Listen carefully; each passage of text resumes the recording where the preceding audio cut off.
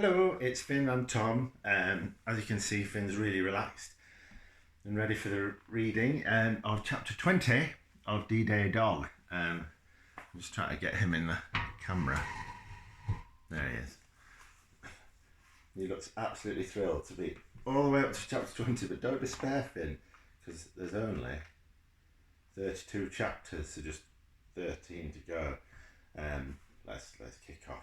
So, chapter 20. Let's see if we can make it. Let's see if we can animate him. Let's see if we can make him react. He's sort of looking quite cross. Have I done something? Have I done something? Okay. Day 2 in France. The coach moved slowly down the hill towards the coastline.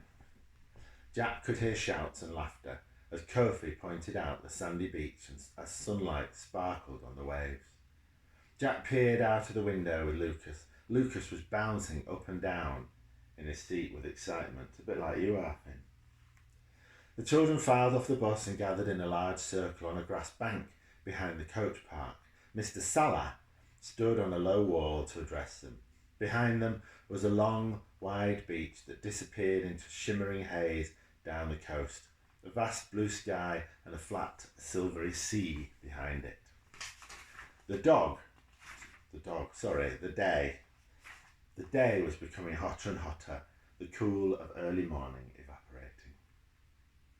Do you remember, Mr. Salah began, how we learned in the museum yesterday that thousands of men died here on Omaha Beach? Mr. Salah was speaking in a calm but clear voice.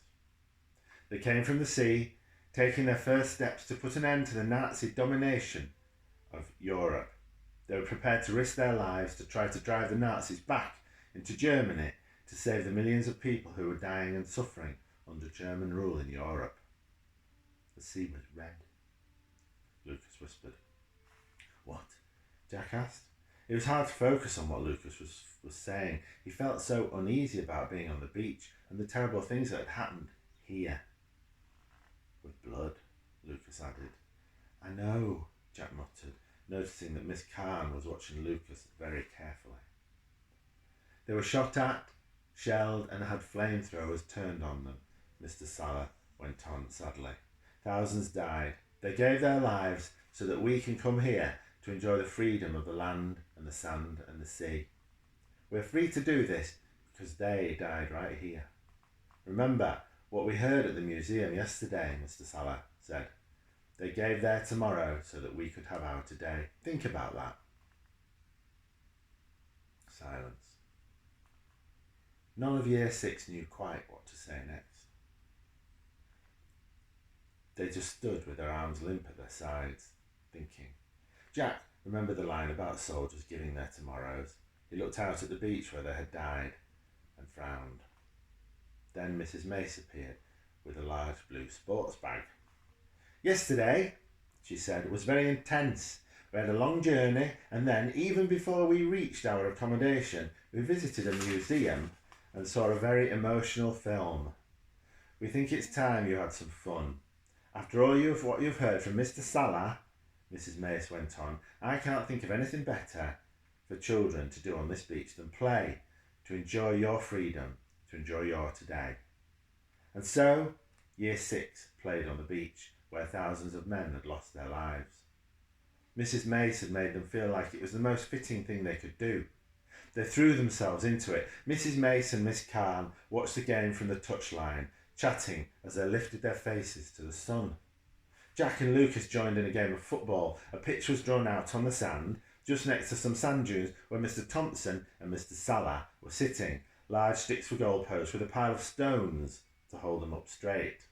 Jack felt good, throwing himself into the game, tackling, leaping into the air, laughing as he fell with Cassandra and Ella and Kofi on the beach. The sand was soft, so every tackle and lunge at the ball became more and more exaggerated. Jack was laughing so hard he could barely run or look up to see who was in his team. It felt good, really good, until Lucas saw a dog running towards them through the waves. Now that's the end of chapter 20, and I think chapter 21, which is the next one, is kind of the in a way the most important chapter in the book, because everything changes now. Suddenly there's a massive change, and suppose Jack goes into crisis mode. Anyway, one thing, when I go into schools and I talk about this book, one thing I do is when I talk about that chapter, I ask the children in schools, I say, I need to lift this up, don't I? I say that what would you do if you went to a beach, which was a battlefield where thousands of men had been killed? Would you play there? Would you play on the beach? Or would you not? And we have an amazing debate. Some people think it's wrong to play where soldiers died because this ground should be respected because they died there fighting for a good cause. But some people say that we should play football on beaches where these sorts of things happen because the soldiers died for our freedom to play on beaches, and that should be okay. And one thing we always agree at schools is that we can agree to disagree because we can play on the beach if we want to, or we can not play on the beach. And I suppose the thing about that is when D-Day was fought so that we could have our freedoms and not be oppressed by the Nazis, and we have our freedom to choose whether we want to play on the beach or not play on the beach, and it's up to us. Whereas in Nazi Germany, it really wouldn't have been up to us who played on the beach and whether they did or not. So that always provokes an interesting debate in the school. Anyway, Finn has slept through that. Did you enjoy it?